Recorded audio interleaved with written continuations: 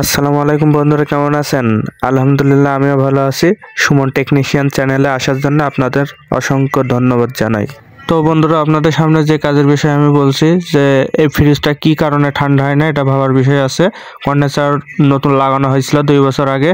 Condenser এখনও ভালো আছে, কন্ডেন্সারের কোনো সমস্যা নেই, কিন্তু ঠান্ডা কেন হয় না আমরা এখন খুলে দেখব কি বিষয় আসে।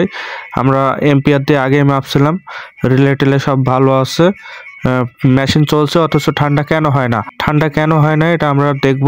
কারণ হচ্ছে ভিতরে যে কোম্পানি যে চেম্বার বানায়, চেম্বারটা অ্যালুমিনিয়ামের পাইপ দিয়ে তৈরি করে, এই কারণে লিক হয়ে যায়। এখন আমরা চেম্বারটা কোথায় লিক আছে এটা আমরা দেখব। তো আমি এখন কম্প্রেসরের থেকে কন্ডেন্সারের যে পাইপটা আছে, এই পাইপটা আমি এখন কেটে ফেলবো। তো আমার পাইপ কাটা হয়ে গেল, দেখতে পাচ্ছেন। তো এখন আমি কন্ডেন্সারের যে স্ট্যান্ডার্ড যে ফিল্টার লাগানো আছে এটা কেটে ফেলবো। দেখেন, আমি ক্যাপিলারিটা কেটে দিয়েছি।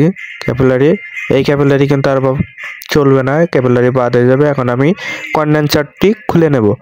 খুলে নিয়ে পিছনের যে শীট আছে, শীটটাও আমি তুলে ফেলবো। তো এখন আমি পেছনের যে শীট তুলবো, এই নাট খুলছি, দেখেন এই শীট টান দিয়ে আস্তে আস্তে আমি তুলে নেব। এর আগেও রিপেয়ারিং করা ছিল, যে কারণে তুলতে আমার একটু সুবিধা হবে। কারণ এর আগেও পাইপ লিক ছিল, পাইপ আমরা লিক সেরে দিয়েছিলাম।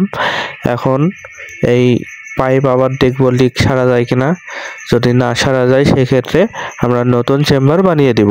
পেছনের শীটটা খোলা হয়ে গেল, দেখেন খুব সহজেই আমি তুলতে পেরেছি শীটটা। কারণ এর আগে এই শীটটা তোলা ছিল, এই কারণে আমি সহজেই শীটটা তুলতে পেরেছি।